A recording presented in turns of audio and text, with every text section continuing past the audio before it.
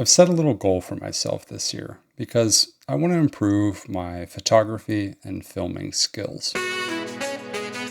My goal, quite simply, is to film and photograph things more often with my iPhone. And I think you should try it too.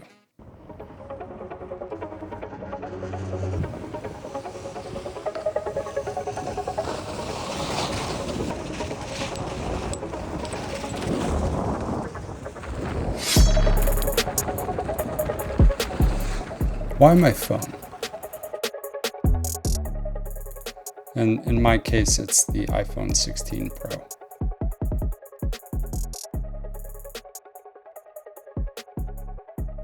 And in this video, I'm using a few accessories that a company called Sandmark sent to me. They sent a set of ND circular polarizers, a case, an anamorphic lens adapter, and a phone camera rig. Thanks, Sandmark. Why my phone? I think one of the biggest things that gets in the way of photography and filming for me is the gear itself. The consistent indecisiveness of what camera do I bring, what lenses do I bring, what bag, any accessories. All of it just gets in the way. So in most of my daily life, I simply don't have a camera with me. But there's a bit of a problem there because I find a ton of inspiration in daily life. Whether it's walks in the park, extravagant activities like skiing, or a simple night out with friends. I'm inundated with things that inspire me to create some form of image. And I think that's why I need to start leaning on this little device in my pocket. It's the most inconspicuous, highly capable tool for photography and filming, and I always have it with me. So how can I use it to improve? I think this is straightforward. Photograph and film more often. Play around. I just brought out skiing with this Sandmark anamorphic adapter and ND CPL, and I was taking footage that I simply wouldn't take otherwise because it was easy to bring with me.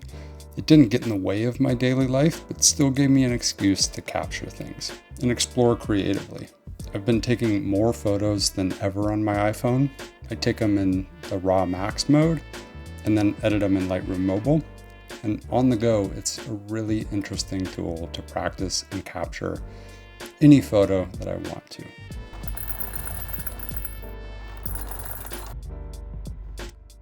I'm even shooting a ton of video using the Blackmagic camera app, which is crazy capable.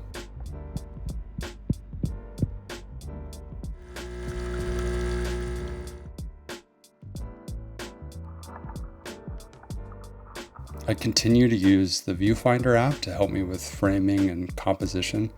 I usually use this as a bit of a supplement to my dedicated cameras, but I think it's also an incredible tool for on-the-go practicing composition and figuring out what kind of aspect ratio might be best.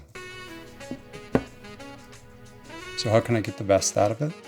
For photography, I think the native app is best. It's intuitive, easy to use, and the raw features just work really well, especially if you take them over to something to edit like Lightroom Mobile.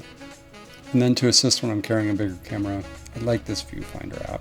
Like I said, it's a great tool to figure out what focal length and aspect ratio I want to use before I ever pull my camera out of the bag. I also use PhotoPills, which if you haven't purchased this app yet, it's hands down the best natural light planning tool. I mean, it tells you everything you need to know to be able to show up on a location and know exactly how the light will react.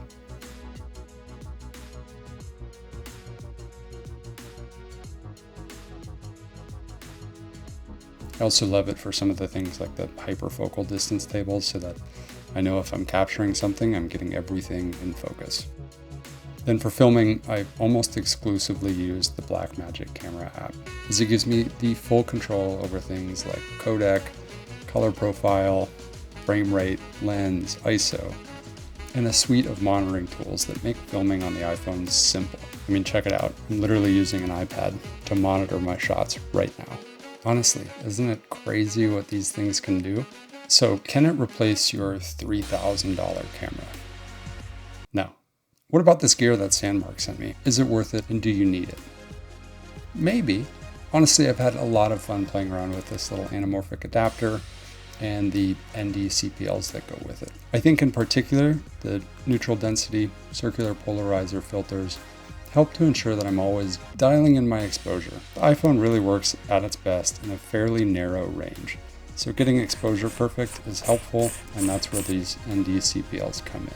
The anamorphic lens, it's funky, it's got a lot of character, it's by no means perfect, but it's been a lot of fun to explore creatively with.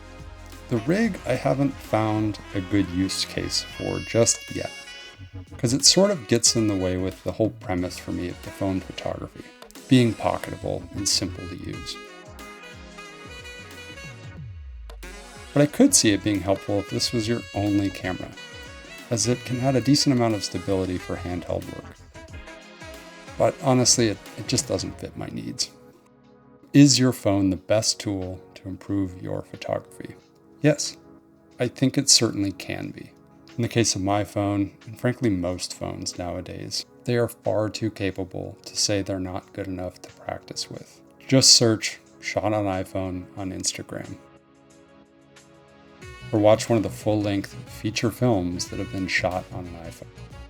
But beyond just their capability for photography and filming, look at all the apps and suite of tools available at your fingertips to help you with whatever dedicated camera you might actually use. Not to mention, you're probably using it right now to try to learn a little bit more about photography and filming. So in that sense, it can be a gateway to learning.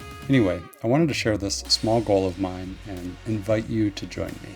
Or maybe I'll learn from you if you're already one of those wizards mastering the whole shot on iPhone thing.